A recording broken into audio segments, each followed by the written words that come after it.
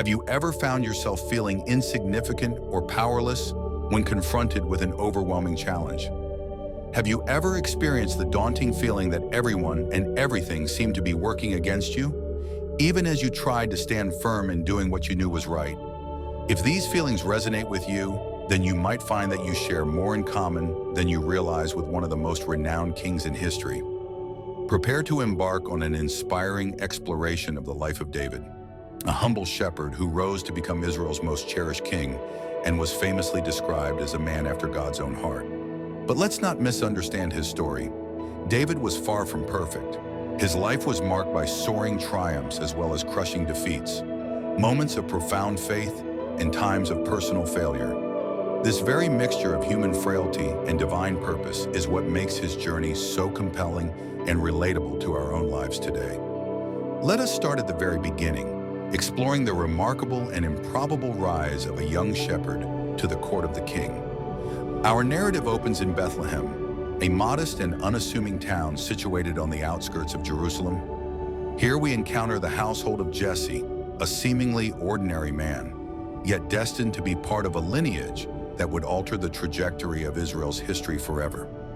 According to 1 Samuel chapter 16, verse 1, the Lord directed the prophet Samuel to journey to Bethlehem, to the house of Jesse, with a secret yet profoundly important mission to anoint the next king of Israel. Jesse was the father of 8 sons, with David, the youngest of them all. While his elder brothers were noted for their strength and commanding presence, David was often found in the pastures, faithfully tending to his father's flock of sheep. This humble and unassuming duty, though it appeared trivial, was quietly forging the character and spirit of Israel's future king. Amidst the tranquil fields of Bethlehem, David was being taught lessons that no royal palace could ever impart. He cultivated bravery by defending his sheep from predatory beasts, nurtured compassion by tending to the most vulnerable among the flock, and honed leadership as he guided them to lush pastures and calm, refreshing waters. Unbeknownst to David himself, these simple acts of diligence were preparing him for the monumental task of leading a nation, as described in 1 Samuel chapter 16, verse 11. When the prophet Samuel arrived at Jesse's home, one by one, Jesse's older sons were presented to him. However, none of them were the ones the Lord had chosen.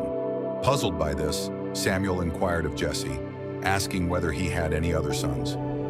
Jesse responded, "There is still the youngest, but he is out in the fields tending the sheep." When David was finally brought before Samuel, one can imagine the prophet's heart leaping with recognition. Before Samuel stood a young man with a healthy, ruddy complexion, strikingly beautiful eyes, and a handsome appearance. Yet it was not these outward traits that truly mattered. It was what the Lord saw within. "Rise and anoint him," the Lord said to Samuel, "for this is the one chosen." In 1 Samuel chapter 16, verse 13, we witness the pivotal moment that would alter both David's life and the destiny of the nation of Israel.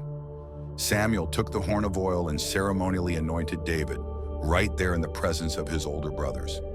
At that very moment, the Spirit of the Lord descended powerfully upon David, marking him for the divine purpose ahead. Picture the scene vividly. A young shepherd boy, likely both bewildered and amazed, being anointed as the future king of all Israel. His older brothers, who had always regarded him as merely their youngest sibling, now stood witness to an extraordinary and unexpected event. However, this was only the beginning of David's remarkable journey. Following his anointing, David went back to the fields where his responsibilities awaited him. On the surface, it seemed as though nothing had changed. He remained a shepherd, continuing to tend the sheep as he had always done. Yet within him, a profound transformation had already begun. The Spirit of the Lord was now resting upon him, quietly equipping him for the monumental task that lay ahead. At the same time, a shadow was descending upon King Saul's court. According to 1 Samuel chapter 16, verses 14 to 23, the Spirit of the Lord had departed from Saul, leaving him tormented by an evil spirit. In their search for relief, Saul's servants proposed finding someone skilled in playing the harp, believing that the soothing power of music might calm the troubled king. It was during this discussion that David's name was mentioned. One of Saul's servants, familiar with David, described him as not only a talented musician, but also a brave and capable warrior, articulate, and possessing a striking appearance. Most significantly, the servant noted, "The Lord is with him." And so David was called to the royal court of King Saul. This young shepherd, who only recently had been tending sheep in the fields of Bethlehem, now found himself in the grandeur of the royal palace, playing his harp to calm the king's tormented soul. Saul was so impressed by David that he appointed him as his armor-bearer, a position of both trust and honor. At this juncture, we can see how God was sovereignly orchestrating the unfolding events in David's life. David's skill as a musician, cultivated through countless solitary hours in the fields, now placed him in a position to observe the intricacies of the royal court and leadership, preparing him for his eventual destiny as king. However, the defining moment of David's youth was still on the horizon. In 1 Samuel chapter 17, we encounter one of the most iconic events in the Bible, David's confrontation with Goliath. At this time, the Israelites were at war with the Philistines, and their champion, a giant named Goliath, issued a daily challenge to Israel's army, demanding a single combatant to face him. Towering over all others, Goliath stood approximately 3 meters tall. The weight of his armor exceeded 50 kilograms, and the tip of his massive spear was comparable to a weaver's beam. For 40 consecutive days, Goliath mocked and taunted the Israelite army, daring them to send out a warrior to face him in battle. During this time, David, having temporarily returned home to care for his father's sheep, was sent to the battlefield with provisions for his older brothers. When David arrived and heard Goliath's insolent challenge, he was filled with righteous indignation. "Who is this uncircumcised Philistine that he should defy the armies of the living God?" David boldly inquired. David's boldness in confronting the giant was not a sudden burst of bravery. It had been forged over years in the fields of Bethlehem, where he had faced and defeated lions and bears in defense of his flock. When questioned about his capability to stand against Goliath, David confidently declared, "The Lord who delivered me from the paw of the lion and the paw of the bear will deliver me from the hand of this Philistine." Armed solely with his sling, 5 carefully chosen smooth stones from a nearby brook, and an unshakable faith in God, David boldly stepped forward to confront Goliath. The disparity between the two opponents could not have been more striking. On one side stood a young, unarmored shepherd. On the other, a seasoned warrior clad in heavy armor. A simple sling faced off against an imposing sword. It was a clash of faith against sheer physical might. As Goliath laid eyes on David, he derided him, scoffing at his youth and apparent insignificance.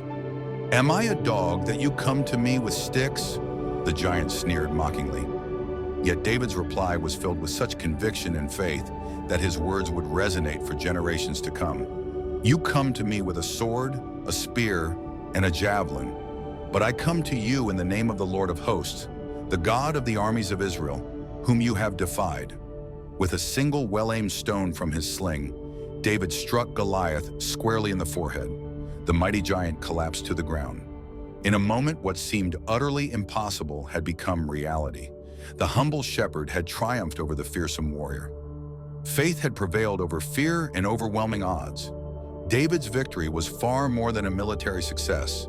It was a profound testament to the incredible power of unwavering faith in God. This moment demonstrated to both Israel and the world that the Lord's perspective is not bound by human standards. While others judge based on outward appearances, God discerned the intentions and purity of the heart. This monumental event signaled the true beginning of David's ascent, transforming him from an unnoticed shepherd in Bethlehem into a national figure. In the aftermath, David became a celebrated hero throughout Israel almost instantaneously. Women across the land came out to sing songs of his triumph. "Saul has slain his thousands, and David his tens of thousands," they sang in admiration. David's early years, from the time of his secret anointing by Samuel to his public triumph over Goliath, formed the foundation for the incredible journey that lay ahead. These events impart powerful lessons about the importance of preparation, the nature of true courage, and the profound strength that comes from trusting in God. David's rise to greatness as a leader was not instantaneous. Each formative experience during his youth, shepherding sheep, playing the harp for Saul, and facing Goliath, served as a stepping stone in the development of his character and leadership abilities. Long before confronting Goliath on the battlefield, David had already faced and overcome other challenges that prepared him for this pivotal moment. David's early story is a vivid reminder that God often operates in the background, shaping us for a destiny far greater than we can comprehend. During those times when life feels insignificant, when we are overlooked or undervalued, God may actually be refining our character and equipping us with the abilities we will one day require. David's boldness when facing Goliath inspires us to confront the formidable challenges in our own lives with the same unwavering faith. What are the Goliaths that we encounter in our own journeys? Perhaps they are fears, deep insecurities, or challenges that seem impossible to overcome. David's story reassures us that with God on our side, no obstacle is too daunting to conquer. Finally, David's youthful experiences underscore the vital importance of remaining faithful in small and seemingly mundane tasks. Before commanding armies, David faithfully led a flock of sheep. Before performing before crowds, David honed his musical talents in the solitude of open fields. His steadfast commitment to these unremarkable duties prepared him for the monumental responsibilities that awaited him in the future. As we continue to explore David's journey, it becomes clear how these formative years shaped the extraordinary leader he was destined to become. His experiences as a humble shepherd, a talented musician, and a courageous young warrior all contributed to the foundation for his reign as Israel's greatest king. However, the path ahead for David would be anything but easy. He would encounter severe trials, relentless persecution, and profound temptations that would push his faith and character to their very limits. David's triumph over Goliath signaled the beginning of an entirely new chapter in his life. The once obscure shepherd boy was now celebrated throughout Israel as a national war hero. Amidst the celebrations of his victory, an unexpected and deep friendship began to take root within King Saul's court. Jonathan, the son of Saul and heir to the throne, was profoundly moved and inspired by David. In 1 Samuel chapter 18, verse 1, we are given a vivid and heartfelt depiction of this remarkable friendship. It is written, "After David had finished talking with Saul, Jonathan became one in spirit with David, and he loved him as himself." This was no casual or superficial acquaintance. It was a profound bond founded on mutual respect and deep admiration.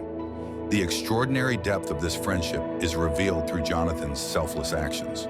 In 1 Samuel chapter 18, verse 4, we witness a highly symbolic and meaningful act. Jonathan removed his royal robe and placed it on David, also giving him his tunic, his sword, his bow, and even his belt. This gesture was far more than a simple gift exchange between friends. In the cultural context of the time, it symbolized Jonathan's acknowledgement of David's divine right to the throne. As the rightful heir to the throne, Jonathan was, in essence, relinquishing his claim in favor of David. While this remarkable friendship flourished, David continued to gain admiration and favor, not only with King Saul, but also with the people of Israel. According to 1 Samuel chapter 18, verse 5, whatever mission Saul sent him on David was so successful that Saul gave him a high rank in the army. This decision was met with approval by all, including the troops and Saul's senior officers. David proved himself not only as a fearless warrior on the battlefield, but also as a leader endowed with wisdom and exceptional skill. Yet David's growing success and popularity would soon give rise to significant troubles. Following one particularly remarkable military triumph, the women of Israel gathered to celebrate, singing joyfully. "Saul has slain his thousands, and David his tens of thousands," they sang, as recorded in 1 Samuel chapter 18, verse 7. Although this song praised both Saul and David, it sparked a deep and consuming jealousy within King Saul's heart. Saul's reaction to the song marked the start of a dramatic and hostile change in his attitude toward David. In 1 Samuel chapter 18, verses 8 to 9, it is written, "Saul was very angry. This refrain displeased him. They have credited David with tens of thousands, he thought, but me with only thousands. What more can he get but the kingdom?" And from that time on, Saul kept a close eye on David. Saul's envy soon escalated into outright hostility and dangerous actions aimed at David. The very next day, as described in 1 Samuel chapter 18, verses 10 to 11, an evil spirit from God came forcefully on Saul. He was prophesying in his house, and David was playing the lyre, as he usually did.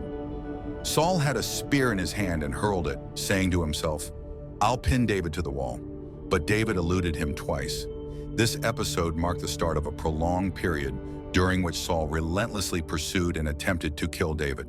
The once celebrated young warrior, who had been warmly received into the king's court, now found himself in unceasing peril. Even as Saul's animosity intensified, David's success and favor continued to grow. As recorded in 1 Samuel chapter 18, verses 14 to 16, in everything he did, he had great success because the Lord was with him. When Saul saw how successful he was afraid of him. But all Israel and Judah loved David because he led them in their campaigns. Realizing that direct attempts to kill David were failing, Saul resorted to more cunning and underhanded schemes to bring about David's demise. One such plan revolved around his daughter Michal. According to 1 Samuel chapter 18, verses 20 to 21, now Saul's daughter Michal was in love with David, and when they told Saul about it, he was pleased. "I will give her to him," Saul thought, "so that she may be a snare to him, and so that the hand of the Philistines may be against him." Saul offered Michal to David in marriage, but he attached a perilous condition to the offer. He stipulated that David must bring 100 foreskins of Philistines as a dowry, secretly hoping that David would perish in the dangerous endeavor. To Saul's dismay, David not only survived but doubled the requirement, bringing back 200 foreskins. Left with no alternative, Saul was forced to follow through and give Michal to David in marriage. Yet this marriage to Michal did not provide David with the safety he might have hoped for.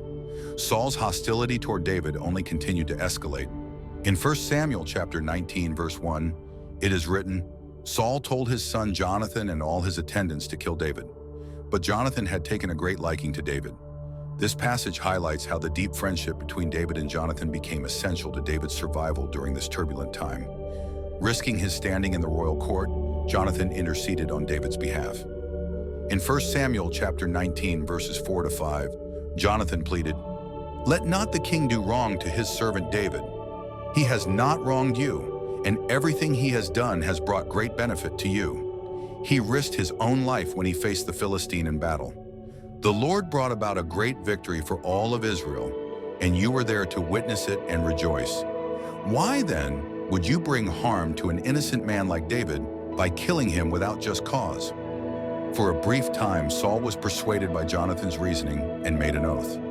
"As surely as the Lord lives, David will not be put to death," Saul declared, as recorded in 1 Samuel chapter 19, verse 6.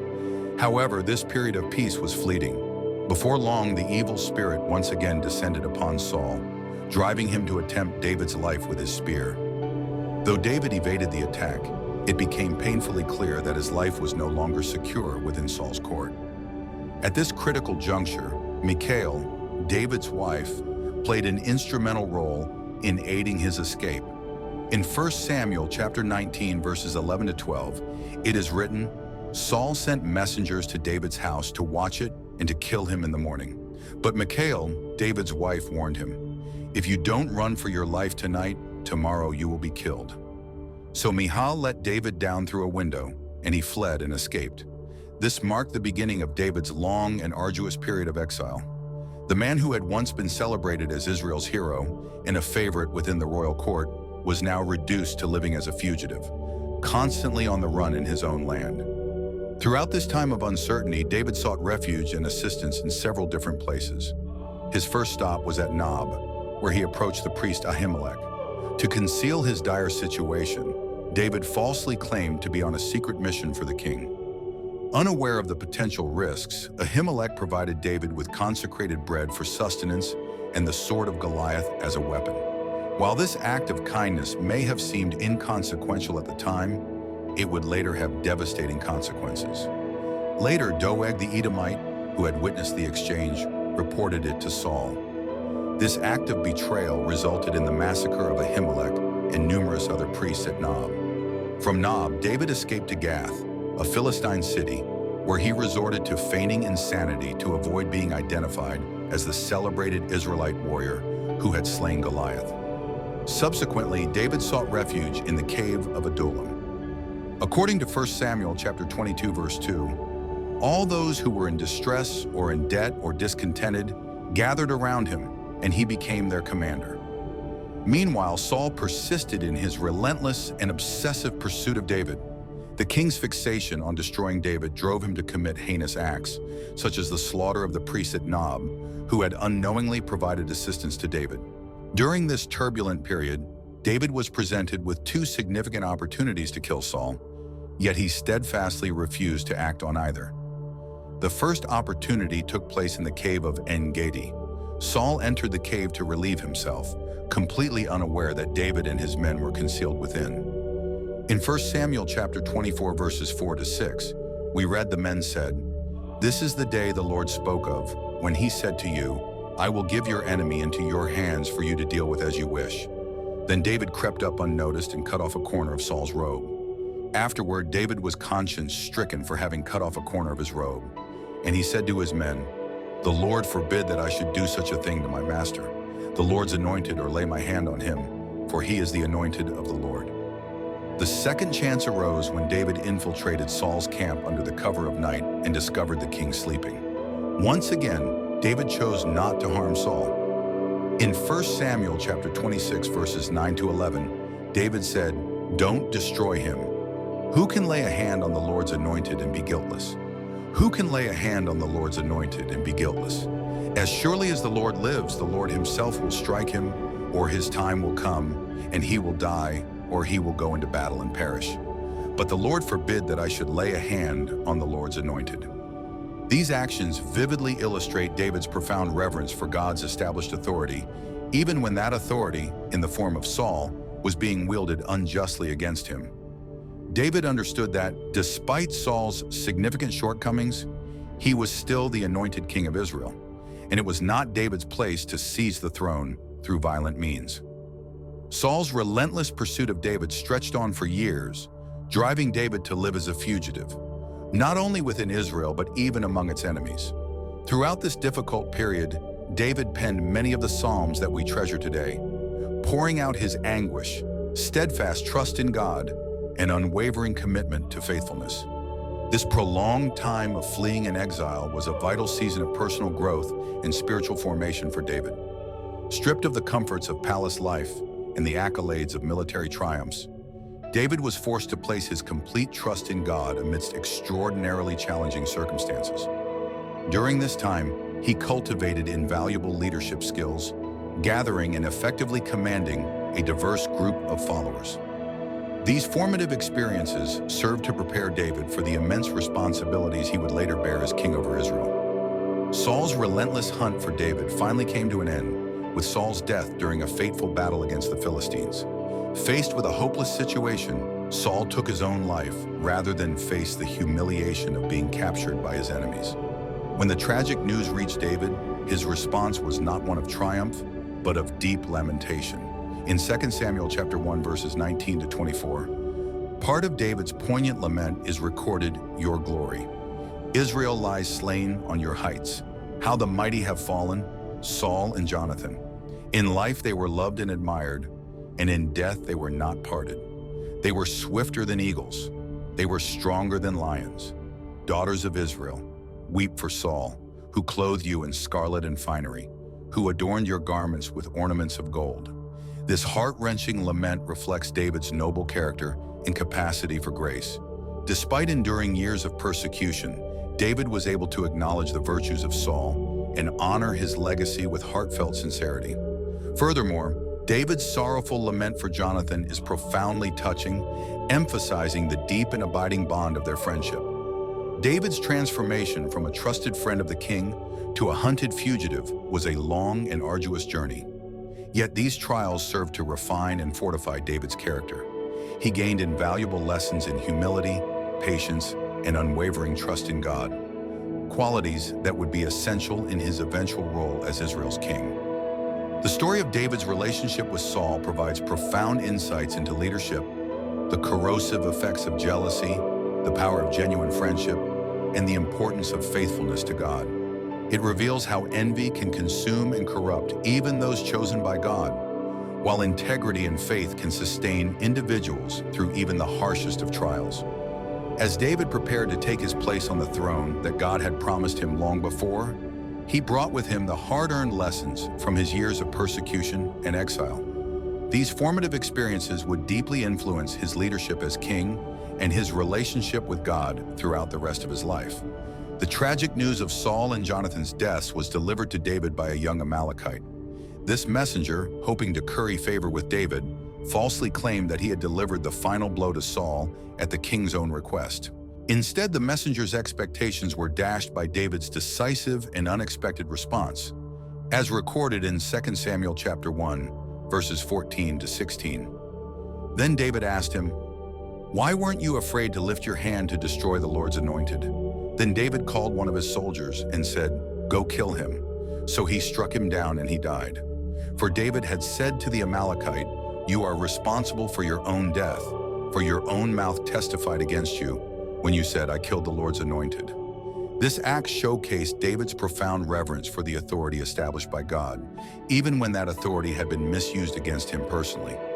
It also sent a clear message that any attempt to curry favor with David through acts of treachery or violence against his enemies would be met with severe consequences. After a time of mourning for Saul and Jonathan, David turned to the Lord, seeking divine direction for his next course of action, as recorded in 2 Samuel chapter 2, verse 1. In the course of time, David inquired of the Lord, "Shall I go up to one of the towns of Judah?" The Lord said, "Go up." David asked, "Where shall I go?" This act of consulting God before making decisions became a defining feature of David's reign, setting him apart from Saul, who frequently acted on impulse. Upon his arrival in Hebron, David was anointed as king over the tribe of Judah. As it is written in 2 Samuel chapter 2, verse 4, "Then the men of Judah came to Hebron, and there they anointed David king over the tribe of Judah." This marked the initial step in the realization of God's promise to David, made years earlier when he was privately anointed by Samuel. However, David's rise to the throne of a united Israel would not come quickly or without significant challenges. Abner, the commander of Saul's army, declared Saul's son, Ishbosheth, as king over the remaining tribes of Israel. This decision sparked a prolonged civil war between the house of Saul and the house of David. In 2 Samuel chapter 3, verse 1, we read, "The war between the house of Saul and the house of David lasted a long time. David grew stronger and stronger, while the house of Saul grew weaker and weaker." This verse provides a concise summary of the overarching trend of events during this turbulent time. However, the details of this civil conflict are steeped in tragedy and filled with layers of complexity. Among the notable events of this period was the untimely death of Abner. Following a significant dispute with Ishbosheth, Abner resolved to shift his allegiance to David. David welcomed Abner warmly and sent him away in peace. David welcomed Abner warmly and sent him away in peace. However, Joab, David's military commander, viewed Abner as a potential threat and murdered him in retaliation for the death of his own brother. David's response to Abner's assassination is telling. In 2 Samuel chapter 3, verses 28 to 29, David proclaimed, "Later, when David heard about this, he said, 'I and my kingdom are forever innocent before the Lord. Concerning the death of Abner, son of Ner, it is Joab and his family who are guilty. May Joab's family never be free of someone who has a running sore, or leprosy, or who leans on a crutch, or who falls by the sword, or who lacks food.'" This pronouncement underscores David's steadfast commitment to justice and his unwillingness to condone unjustified violence, even when it came from his closest allies. The civil war ultimately ended with the assassination of Ishbosheth, who was treacherously killed by two of his own commanders. Seeking a reward from David, these men brought Ishbosheth's severed head to him in Hebron. Once again, David's response defied expectations. In 2 Samuel chapter 4, verses 9 to 12, we read, "But David answered Rechab and his brother Baanah, the sons of Rimmon the Beerothite, 'As surely as the Lord lives, who has delivered me out of all trouble. When someone told me Saul is dead and thought he was bringing good news, I seized him and put him to death at Ziklag. That was the reward I gave him for his news. How much more when wicked men have killed an innocent man in his own house and on his own bed?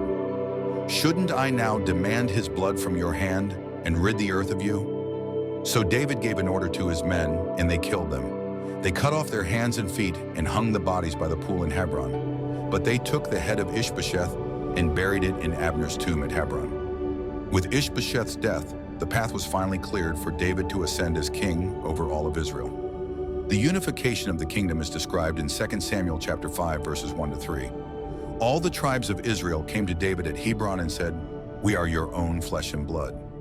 In the past, while Saul was king over us, you were the one who led Israel on their military campaigns. And the Lord said to you, 'You will shepherd my people Israel, and you will become their ruler.'" When all the elders of Israel had come to King David at Hebron, the king made a covenant with them at Hebron before the Lord, and they anointed David king over Israel. This anointing at Hebron represented the fulfillment of the divine promise God had made to David many years earlier. The humble shepherd, the gifted court musician, and the fugitive warrior had now risen to become the king of all Israel. One of David's earliest significant acts as the king of a unified Israel was the capture of Jerusalem. In 2 Samuel chapter 5, verses 6 to 7, we read, "The king and his men marched to Jerusalem to attack the Jebusites who lived there. The Jebusites said to David, 'You will not get in here. Even the blind and the lame can ward you off.' They thought David cannot get in here. Nevertheless, David captured the fortress of Zion, which is the city of David. David's decision to make Jerusalem the capital of his kingdom was a masterstroke of strategic brilliance. Positioned at the border between the territories of the northern and southern tribes, Jerusalem was ideally located to function as a unifying center for the entire nation. Furthermore, because Jerusalem had not been historically aligned with any particular tribe, it had the potential to serve as a truly national city for all of Israel. Once Jerusalem was firmly established as his capital, David had to contend with the ongoing threat posed by the Philistines.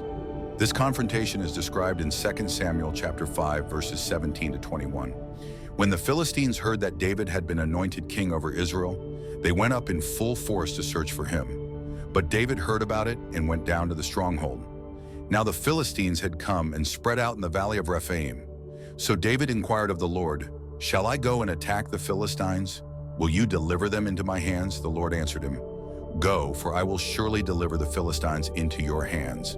So David went to Baal-perazim, and there he defeated them. He said, "As waters break out, the Lord has broken out against my enemies before me." So that place was called Baal-perazim. The Philistines abandoned their idols there, and David and his men carried them off. This triumph over the Philistines was not only a major military success, but also a profound spiritual victory. The capture and destruction of the Philistine idols served as a powerful demonstration of the supremacy of the God of Israel over the deities of surrounding nations. With the kingdom unified and Jerusalem secured as the capital, David directed his focus towards spiritual and religious matters. Among his foremost priorities was bringing the Ark of the Covenant to Jerusalem. The Ark, a symbol of God's presence among his people, had been absent from the heart of Israel's national and spiritual life for many years. David's initial attempt to transport the Ark of the Covenant to Jerusalem, however, ended in a devastating tragedy. In 2 Samuel chapter 6, verses 6 to 7, it is written, "When they came to the threshing floor of Nacon, Uzzah reached out and took hold of the Ark of God because the oxen stumbled. The Lord's anger burned against Uzzah because of his irreverent act.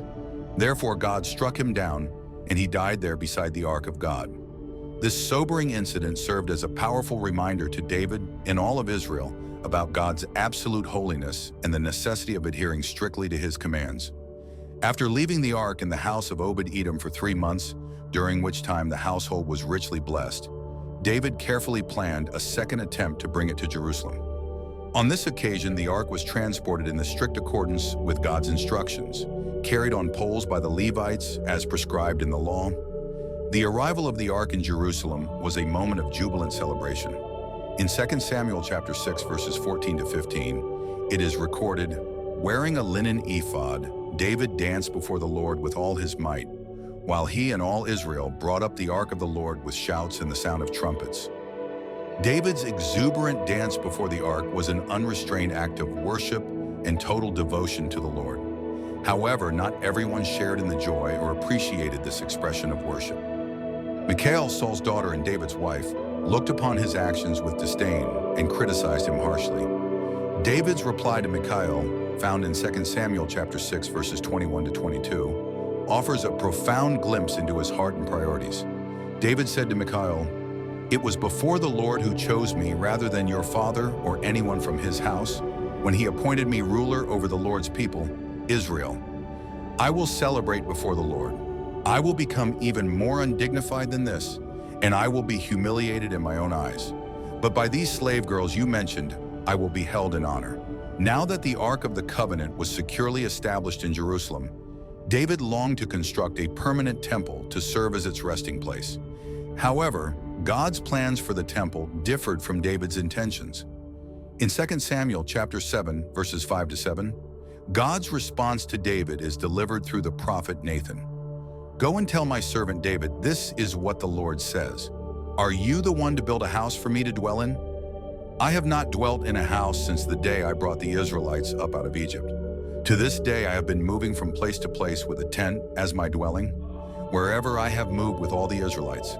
Did I ever say to any of their rulers who I commanded to shepherd my people, Israel, why have you not built me a house of cedar? While God declined David's desire to build the temple, he made an extraordinary covenant with David, as recorded in 2 Samuel chapter 7, verses 11-16. God promises the Lord declares to you that the Lord himself will establish a house for you when your days are over and you rest with your ancestors. I will raise up your offspring to succeed you, your own flesh and blood, and I will establish his kingdom. He is the one who will build a house for my name, and I will establish the throne of his kingdom forever. I will be his father, and he will be my son. When he does wrong, I will punish him with a rod wielded by men with floggings inflicted by human hands. But my love will never be taken away from him, as I took it away from Saul, whom I removed from before you. Your house and your kingdom will endure forever. Before me, your throne will be established forever.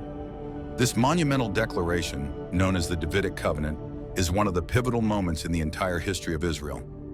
Through this covenant, God assured David of an eternal dynasty, a promise ultimately fulfilled in Jesus Christ, the perfect and eternal Son of David. David's reaction to this profound promise was a heartfelt prayer filled with gratitude and humility. In 2 Samuel chapter 7, verses 18-19, we read, Then King David went in and sat before the Lord, and he said, Who am I, sovereign Lord, and what is my family that you have brought me this far? And as if this were not enough in your sight, sovereign Lord, you have also spoken about the future of the house of your servant. Is this your usual way of dealing with mankind, sovereign Lord? David's rise to the throne of Israel ushered in a transformative new era for the nation. Under David's guidance, Israel emerged as a significant regional power, extending its borders and forming strategic alliances with neighboring kingdoms. Even more crucially, David firmly established Jerusalem as both the political capital of Israel and its spiritual epicenter. David's reign, though extraordinary, was not without its share of significant challenges and personal shortcomings, as the subsequent chapters of his life reveal. Nevertheless, the groundwork David established during the formative years of his rule, a unified nation, a capital city, and a renewed focus on God, would profoundly influence Israel's destiny for generations to come. David's ascent from humble obscurity in Bethlehem to the royal throne in Jerusalem stands as a striking testament to God's sovereign will and his intricate plans for his people. At every stage of his journey, whether as a shepherd, a court musician, a fugitive warrior, or a king, David displayed an unyielding faith in God and an unwavering dedication to his divine purposes. David's rise to power was far more than a personal victory. It represented a pivotal moment in the unfolding story of Israel's history.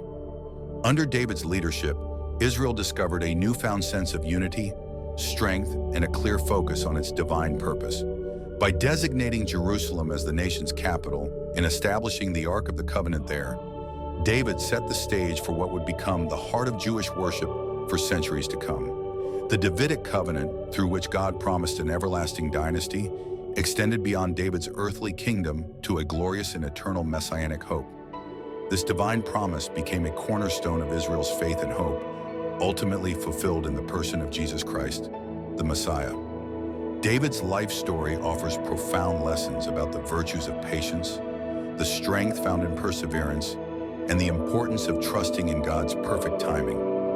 David endured years of waiting for God's promise to come to fruition, facing trials of persecution, and prolonged exile along the way. Yet he steadfastly resisted the temptation to take the kingdom by force, choosing instead to honor the authority that God had established, even when that authority treated him unjustly. Simultaneously, David exemplified a leader who, though imperfect, was always willing to learn from his failures and seek God's direction for his life. His response to Uzzah's death in the subsequent deliberate and reverent transport of the ark to Jerusalem reveal a heart that was open to correction and deeply submissive to God's will, even when it required acknowledging past mistakes. Once David was firmly established as the king of all Israel, he faced new and formidable challenges. His rule would be characterized by significant military victories and extensive territorial expansion, but it would also be marred by grievous personal sins and heartbreaking family struggles.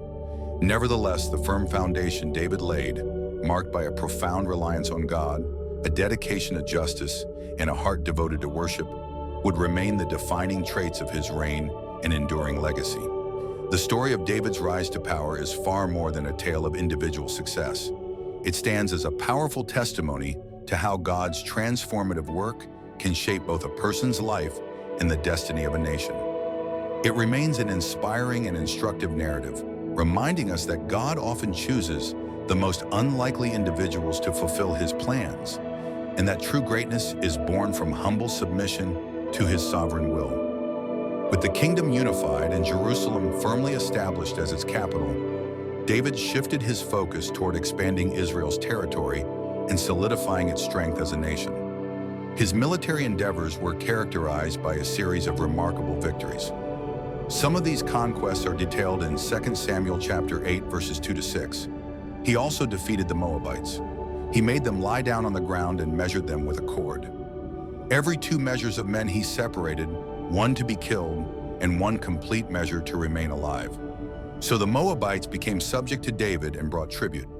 David also defeated Hadadezer, son of Rehab, king of Zobah, as he went to restore his monument along the Euphrates River.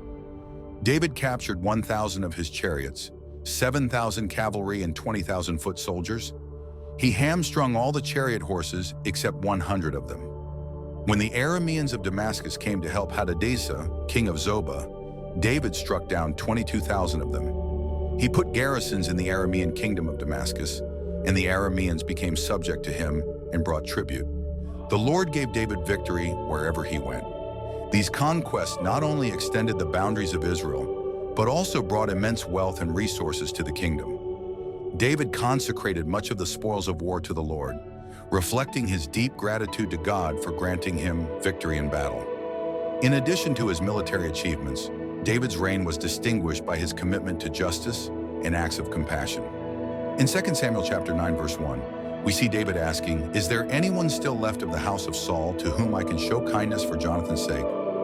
This inquiry led David to Mephibosheth, Jonathan's son, to whom David extended great kindness, fulfilling the promise he had made to his beloved friend. Though David achieved many great successes, his reign was also marred by personal failures that carried significant and enduring repercussions. The story begins in 2 Samuel 11, verses 1-2 in the spring, at the time when kings go off to war. David sent Joab out with the king's men and the whole Israelite army. They destroyed the Ammonites and besieged Rubber, but David remained in Jerusalem. One evening, David got up from his bed and walked around on the roof of the palace. From the roof, he saw a woman bathing. Bathsheba, the woman in question, was the wife of Uriah the Hittite, a highly esteemed soldier in David's elite forces. Rather than averting his gaze, David sent for Bathsheba and committed the grave sin of adultery with her. Upon learning that Bathsheba was pregnant, David devised a plan to conceal his wrongdoing. His first strategy was to summon Uriah home from the battlefield, intending for him to spend the night with his wife so he would believe the child was his. However, Uriah, displaying remarkable loyalty and integrity, refused to enjoy the comforts of home while his fellow soldiers remained on the battlefield. In 2 Samuel chapter 11, verse 11, Uriah said to David, "The ark and Israel and Judah are staying in tents, and my lord Joab and my lord's men are camped in the open country. How could I go to my house to eat and drink and make love to my wife? As surely as you live, I will not do such a thing." Realizing that his original scheme had failed, David resorted to an even more sinister plan. He sent Uriah back to the battlefield, carrying a sealed message for Joab that instructed the commander to place Uriah in the thickest part of the battle and then withdraw, leaving him to die. After Uriah's death, David brought Bathsheba into his household and made her his wife. David might have believed his transgression was successfully concealed, but nothing is hidden from the eyes of God. In 2 Samuel chapter 12, verse 1, it is written, "The Lord sent Nathan to David." The prophet Nathan approached David with a parable, telling of a wealthy man who stole and slaughtered the sole lamb of a poor man. Outraged by the injustice in the story, David proclaimed that the rich man deserved to die for his cruelty. It was at this moment that Nathan boldly declared, "You are that man." Nathan's direct confrontation brought David to a place of profound repentance. In 2 Samuel chapter 12, verse 13, David openly confessed, "I have sinned against the Lord." While God extended forgiveness to David, the repercussions of his sin were both severe and far-reaching. Nathan foretold that violence and strife would plague David's household, and that the child born from his union with Bathsheba would not survive. As prophesied, the child born to David and Bathsheba fell gravely ill, and despite David's fervent prayers and fasting, the baby passed away after 7 days. David's response to the death of his child is deeply noteworthy.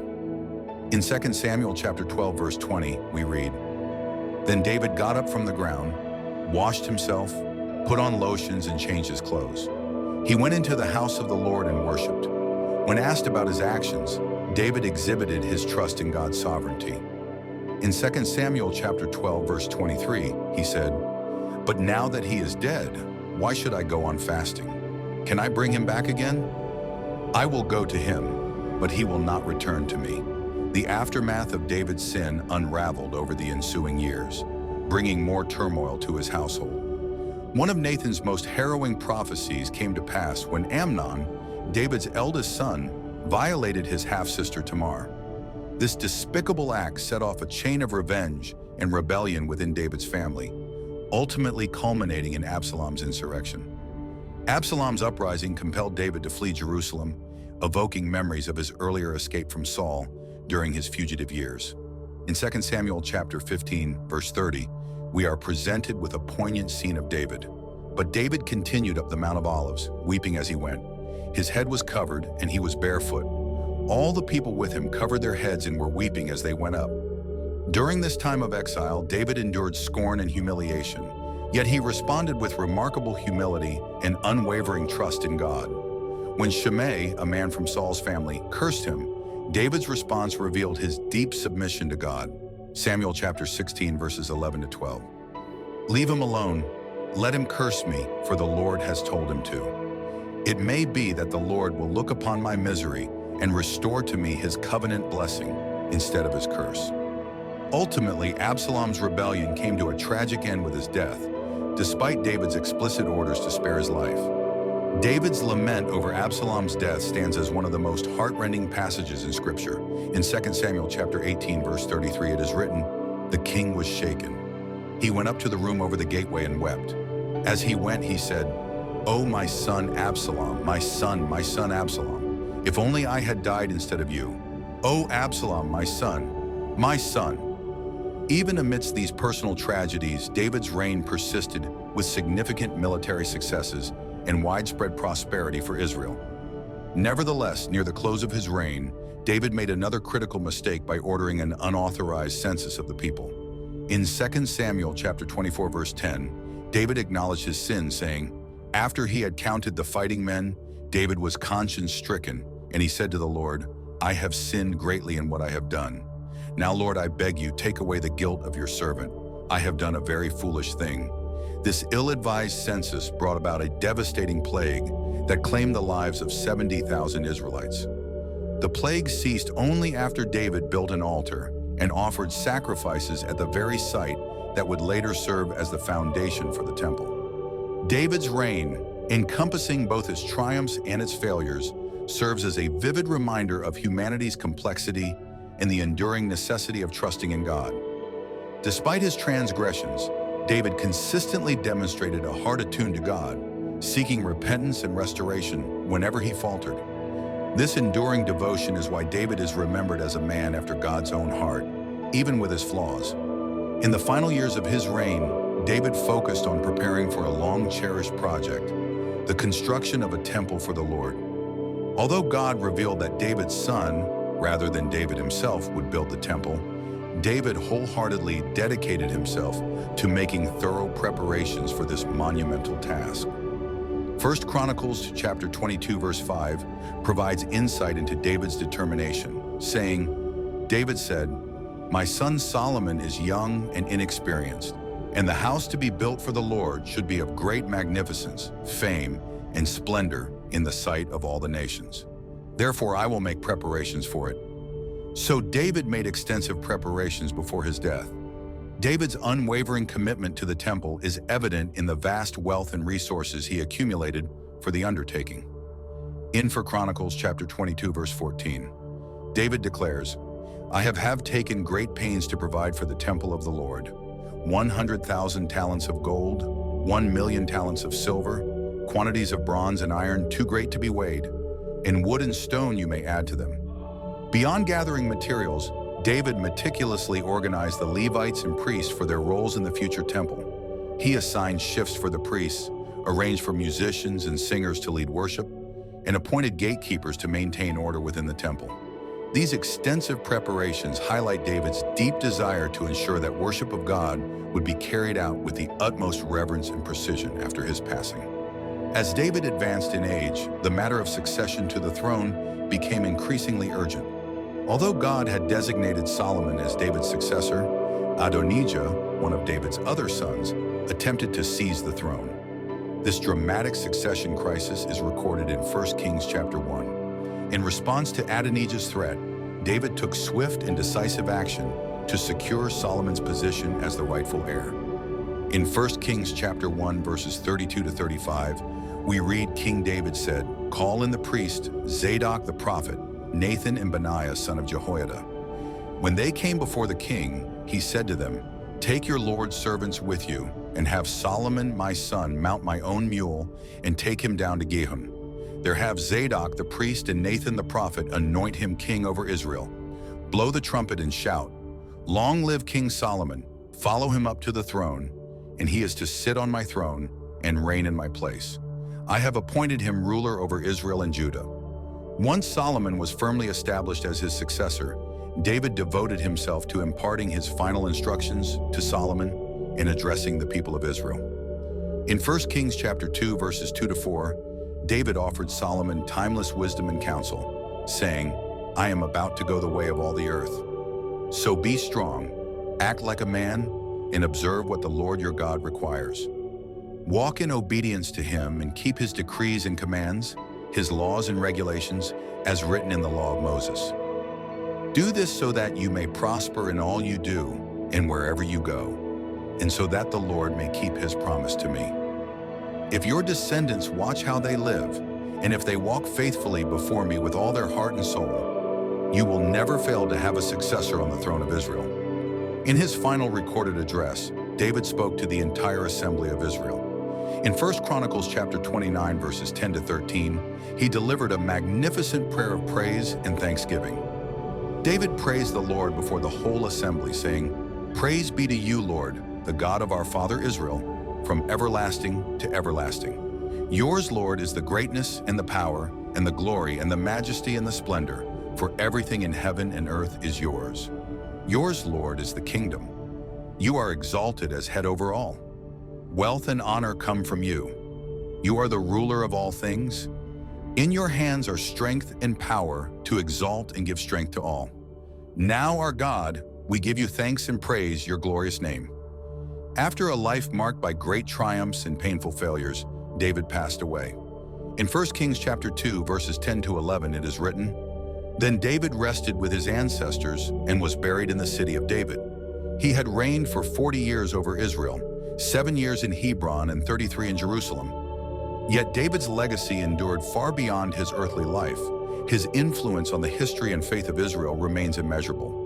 This impact can be seen across multiple aspects of Israel's spiritual and cultural life. First, David is revered as the quintessential king of Israel, a figure held in high regard even centuries after his passing. Many kings who came after David were measured against his example.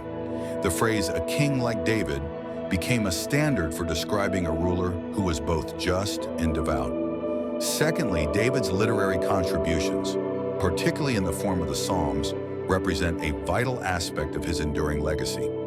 Numerous psalms bear David's name and remain a profound source of comfort, inspiration, and spiritual guidance for believers even today. David's psalms capture the entire spectrum of human emotion, from exultant joy to profound sorrow, from steadfast trust to moments of despair, while consistently reflecting an unwavering faith in God. Thirdly, and perhaps most importantly, David occupies a central place in Israel's messianic expectations. God's promise of an eternal dynasty through the Davidic covenant inspired the hope of a future son of David who would establish an everlasting kingdom. This hope ultimately found its fulfillment in Jesus Christ, as recorded in Matthew chapter 1, verse 1. The New Testament opens with these words: "This is the genealogy of Jesus the Messiah, the son of David, the son of Abraham." Throughout the Gospels, Jesus is frequently called the Son of David, and his Davidic lineage is recognized as the ultimate fulfillment of the messianic prophecies. David's life, with its rich complexities, provides timeless lessons that extend far beyond his era or circumstances. David's story vividly illustrates God's sovereignty over the course of history. God chose David, the youngest and least likely among Jesse's sons, to rise as Israel's greatest king. This serves as a reminder that God frequently achieves his purposes through those who are seemingly unlikely or overlooked. David's journey also highlights the vital importance of faith and unwavering trust in God. Whether facing Goliath, enduring years as a fugitive, or navigating the challenges of kingship, David consistently displayed steadfast trust in God, even in the face of overwhelming odds. At the same time, David's life underscores the sobering reality of sin and its consequences, even in the lives of those regarded as heroes of faith. David's sins of adultery with Bathsheba and the orchestrated murder of Uriah had long-lasting and far-reaching repercussions. However, David's genuine repentance and humble acceptance of God's judgment, when confronted with his sin, offer a model for how we should approach our own moral failures. David's story also teaches us the profound importance of seeking forgiveness and embracing restoration. Despite the severity of his sins, David experienced the boundless forgiveness of God and was restored to fellowship with him. This truth gives us hope. No matter how far we may stray, forgiveness and restoration remain available to all who turn to God with genuine repentance. Finally, David's story reminds us that true greatness in God's eyes is not defined by perfection, but by a heart that persistently seeks him, despite its flaws. David is celebrated as a man after God's own heart, because at his core, his heart consistently sought after God. In conclusion, David's life forms a rich and intricate tapestry that still captivates our imagination and moves our hearts thousands of years later. His remarkable journey, from humble shepherd to the throne of Israel, and his triumphs and failures alike, remain deeply instructive. His moments of victorious faith and devastating failure together paint a vivid portrait of a life lived in dynamic, authentic relationship with God. David's enduring legacy as a warrior, king, poet, and man of faith continues to shape our understanding of godly leadership, heartfelt worship, and what it means to live a life wholly devoted to God.